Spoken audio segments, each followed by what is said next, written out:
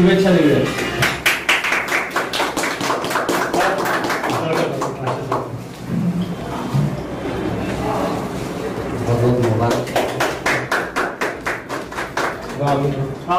Anna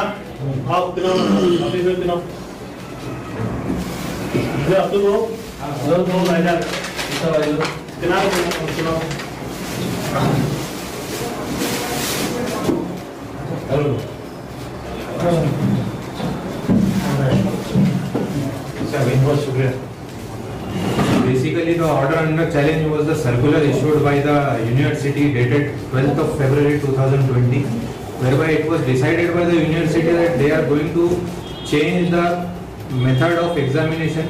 Earlier, PET examination was conducted online, and the centers which were allotted were at the discretion of the students. They were either at the option of taking the examination at home, or else they could come to the centers. However, the next circular which was issued by the university did not have that option for the students. Basically, many of the students who are pursuing the PET second examination belongs to rural area. Matter was filed before the court, it was listed before the court.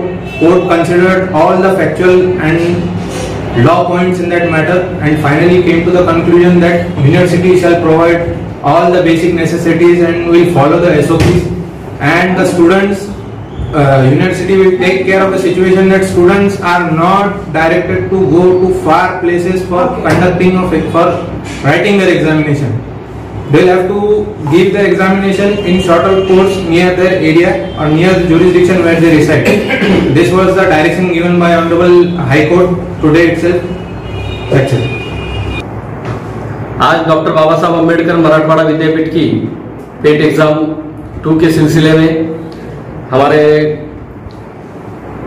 Isa Yasin foundation की ओर से ईसा यासीन और विद्यार्थी संगठन की ओर से advocate Atul कामले, इन्होंने high court के अंदर एक याचिका दायर करके उस याचिका में ये डिमांड की थी कि जिस तरीके से यूनिवर्सिटी ने 30 दिसंबर 2020 में परिपत्रक निकालकर, सर्कुलर निकालकर जो बात रखी थी कि सभी स्टूडेंट को ऑनलाइन तरीके से घर से पेट की एग्जाम देना आएगी, इस तरीके का वो सर्कुलर था। और उसी सर्कुलर के तहत पेट 1 की एग्जाम जो पिछले कुछ दिनों पहले हुई, उस तरीके से सेकेंड एग्जाम होने की संभावना होने से यहाँ के बहुत से जो स्टूडेंट है, जो अदर स्टेट के कुछ स्टूडेंट है और मराठवाड़े के बाहर के जो रीजन है उसके कुछ स्टूडेंट है, वो सभी लोग अपने अपने गांव की तरफ लौट गए। और अभी कोविड का जो प्रादुर्भाव है वो बहुत बढ़ने की वजह से अभी 12 फरवरी के दिन जो यूनिवर्सिटी ने सर्कुलर निकालकर पेट 2 की जो एग्जाम है वो सेंटर पर जाकर हमने देनी होगी ऑनलाइन तरीके से, इस तरीके का सर्कुलर निकाला था। आज उस सर्कुलर को माननीय हाईकोर्ट में हमारे वकील साहब तबरेजुद्दीन कादरी, सैयद रशीद मुबिन, सैयद अशरफ डैनियल, इन्होंने इसके ऊपर कोर्ट के सामने बात रखी कि जिस तरीके से 30 दिसंबर के सर्कुलर के अनुसार ही ये एग्जाम होनी चाहिए। और इसमें कोर्ट ने एक बात कही कि जो स्टूडेंट पेट के लिए पात्र है उन सभी को उनके घर से नजदीक एग्जाम सेंटर उपलब्ध करके देना चाहिए, इस तरीके की बात रखी है।